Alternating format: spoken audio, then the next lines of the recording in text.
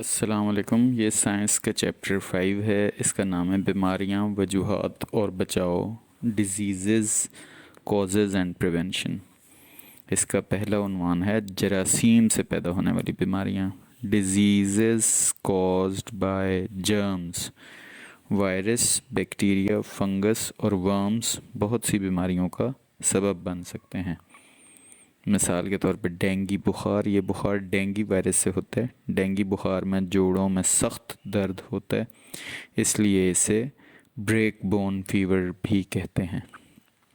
Virus سے پیدا ہونے والی بیماریاں یعنی وائرل ڈیزیزز. اسمال پاکس ان میں سے پہلی بیماری ہے. برطانیہ اور امریکہ کی لیبارٹریوں میں جہاں یہ تجربات کے لیے رکھا گیا ہے، اس بیماری کی علامات میں اچانک بخار کا ہونا، سر درد، کمر درد، قے آنا اور بعض دفعہ بچوں میں خاص طور پر جھٹکے لگنا. بخار کے تیسرے روز بازوؤں اور ٹانگوں پر دانے نکل آتے ہیں. یہ وائرس ہر عمر کے مرد اور عورت میں برابر بیماری پیدا کر سکتا ہے. ایک بار اسمال پاکس کا حملہ مریض میں ساری زندگی کے لیے مدافعت پیدا کر دیتا ہے اور دوبارہ حملہ شاذ و نادر ہی ہوتا ہے. یہ وائرس سانس کے راستے سے انسان میں داخل ہوتا ہے. مثلا مریض کے کھانسنے، بولنے، چھینکنے سے وائرس ہوا میں معلق رہتا ہے اور صحت مند شخص کے سانس کے راستے جسم میں داخل ہو کر بیماری کا سبب بنتا ہے. پولیو اگلی بیماری ہے. پولیو ایک متعدی بیماری ہے جو پولیو وائرس سے پھیلتی ہے. پولیو کی بیماری 2 سال سے کم عمر بچوں میں بہت عام ہے. پولیو وائرس مریض میں کھانے پینے کی اشیاء کے ساتھ منہ کے ذریعے نروس سسٹم میں داخل ہوتا ہے، نظام انہضام سے خون کی نالیوں میں پہنچ جاتا ہے اور آخر کار مریض کے عصبی نظام پر حملہ کر کے نرو سیلز کو تباہ کر کے فالج کا سبب بنتا ہے. یہ بیماری زکام کے ساتھ بخار، قے اور عضلات میں درد سے شروع ہوتی ہے. بعض اوقات فالج کی نوبت نہیں آتی، لیکن اگر وائرس کا حملہ زیادہ خطرناک ہو تو جسم کا ایک حصہ کمزور یا مفلوج ہو جاتا ہے. اس کا حملہ زیادہ تر ایک یا دونوں ٹانگوں پر ہوتا ہے، جس سے یہ حصہ پتلا ہو جاتا ہے اور جسم کے دوسرے حصوں کی نسبت اس کی افزائش سست ہو جاتی ہے.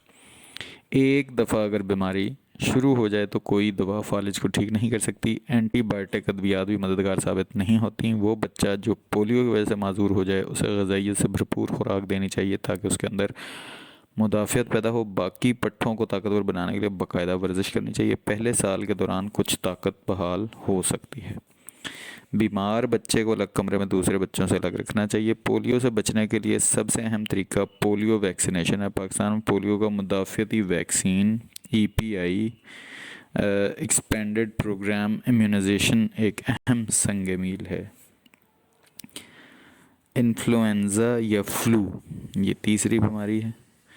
انفلوئنزا کے وائرس کی 3 اقسام ہیں: ٹائپ A، ٹائپ B اور ٹائپ C انفلوئنزا وائرس، لیکن زیادہ خطرناک A اور B اقسام ہیں. انفلوئنزا بہت تیزی سے پھیلنے والی بیماری ہے جو اکا دکا مریضوں سے پھیلتا ہوا پوری دنیا کو لپیٹ میں لے جاتا ہے. اس بیماری میں گلا خراب ہوتا ہے، مریض کو بخار اور کھانسی ہوتی ہے، ناک کی جھلی اور آنکھوں سے پانی بہتا ہے، سر درد اور پٹھوں میں شدید اینٹھن محسوس ہوتی ہے، معمولی کام کاج کے بعد تھکاوٹ محسوس ہوتی ہے. وائرس کا حملہ تمام عمر کے لوگوں میں ایک جیسا ہوتا ہے اور عورت اور مرد میں بھی حملہ ایک جیسا ہوتا ہے. انفلوئنزا کا حملہ عموماً سردیوں اور برسات کے موسموں میں زیادہ ہوتا ہے. ان جگہوں میں جہاں زیادہ لوگ اکٹھے رہتے ہیں وہاں یہ تیزی سے پھیلتا ہے. انفلوئنزا ایک انسان سے دوسرے انسان کو عمومی طور پر کھانسنے، چھینکنے اور بولنے کے دوران پیدا ہونے والی تھوک کی ننھی ننھی بوندوں میں وائرس کے ذریعے پھیلتا ہے. مریض کے استعمال کی چیزوں یعنی رومال، تولیہ بھی بیماری پھیلانے میں اہم کردار ادا کرتے ہیں. اگر کسی جگہ انفلوئنزا پھیلنے کا امکان ہو تو مقامی محکمہ صحت کو اطلاع دی جائے. انفلوئنزا سے بچاؤ کی ویکسین لگوائی جانی چاہیے. خسرہ اگلی بیماری ہے. یہ میزلز کہتے ہیں اسے. یہ ایک خطرناک متعدی بیماری ہے جس سے بچوں میں شرح اموات بہت زیادہ ہوتی ہے. بخار، ٹھنڈ، بہتا ہوا ناک، دکھتی ہوئی سرخ آنکھیں اور کھانسی اس کی علامات میں شامل ہیں.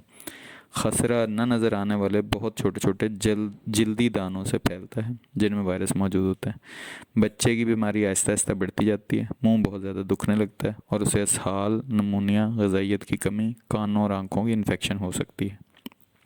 2 یا 3 دن بعد کوپلیکس سپاٹ، منہ کے اندر نمک کے ذروں جیسے چھوٹے چھوٹے سفید دھبے نمودار ہوتے ہیں. 1 یا 2 دنوں کے بعد جلد پر سرخ دھبے نمودار ہونا شروع ہو جاتے ہیں. یہ دھبے پہلے کان کے پیچھے اور گردن پر اور پھر چہرے اور تمام جسم پر نمودار ہوتے ہیں. سب سے آخر میں بازوؤں اور ٹانگوں پر یہ سرخ نشانات نمودار ہوتے ہیں۔ اس کے بعد عام طور پر بچہ تندرست ہونا شروع ہو جاتا ہے۔ یہ سرخ دھبے تقریباً 5 دن تک موجود رہتے ہیں۔ خسرہ سے متاثرہ بچوں کو دوسرے بچوں سے دور رکھیں، خاص طور پر ان بچوں کو بچائیں جو غذائیت کی کمی کا شکار ہوں یا جنہیں تپیدک یا دوسری دائمی بیماری ہوں۔ بچے کو بستر میں ہی رہنا چاہیے، زیادہ سے زیادہ پینے والی چیزیں استعمال کرنی چاہیے اور اسے زیادہ غذائیت والی خوراک دینی چاہیے۔ اگر شیرخوار بچہ ماں کا دودھ نہیں پی سکتا تو اسے ماں کا دودھ نکال کر چمچ سے دیں۔ جب بچہ 9 ماہ کا ہو جائے تو خسرے کا حفاظتی ٹیکہ لگوائیں۔ بچوں کو خسرے سے بچانے کے لیے انہیں اچھی غذائیت والی خوراک دیں۔ ایڈز اگلی بیماری ہے، ایکوائرڈ امیون ڈیفیشنسی سنڈروم بنتا ہے ایڈ سے، AIDS اصل میں اسپیلنگ ہے۔ تو ایڈز کا مرض ایک خاص وائرس سے پھیلتا ہے جو جسم کے مدافعتی نظام کو تباہ کر دیتا ہے۔ اس مرض کی وجہ سے جو بھی بیماری انسانی جسم میں داخل ہوتی ہے وہ سنگین صورت اختیار کر لیتی ہے اور انسان کو موت سے ہمکنار کر دیتی ہے۔ ایڈز کے وائرس کو HIV human immuno deficiency virus کہتے ہیں۔ ایڈز چھوت کی بیماری نہیں، چھونے، مریض کے ساتھ بیٹھنے، ہاتھ ملانے یا کام کرنے سے یہ بیماری نہیں پھیلتی۔ وہ لوگ جن میں ایڈز کا وائرس پایا جائے ضروری نہیں کہ بیمار یا کمزور نظر آئیں، بعض اوقات ایڈز کی علامات ظاہر ہونے میں کئی سال لگ جاتے ہیں۔ ایڈز کی علامات کی تشخیص ہونے کے بعد مریض تقریباً 2 سال تک زندہ رہتے ہیں۔ ایڈز کا وائرس انسانی خون اور جنسی رطوبتوں میں پایا جاتا ہے۔ اس کے علاوہ یہ وائرس تھوک، آنسو، پیشاب اور پسینے میں بھی پایا جاتا ہے۔ یہ بیماری خون یا خون کے اجزاء کی منتقلی کے دوران متاثرہ شخص کی سرنج کے استعمال سے حاملہ ماں سے اس کے بچے میں اور متاثرہ شخص سے اس کے جنسی ساتھی میں منتقل ہوتی ہے۔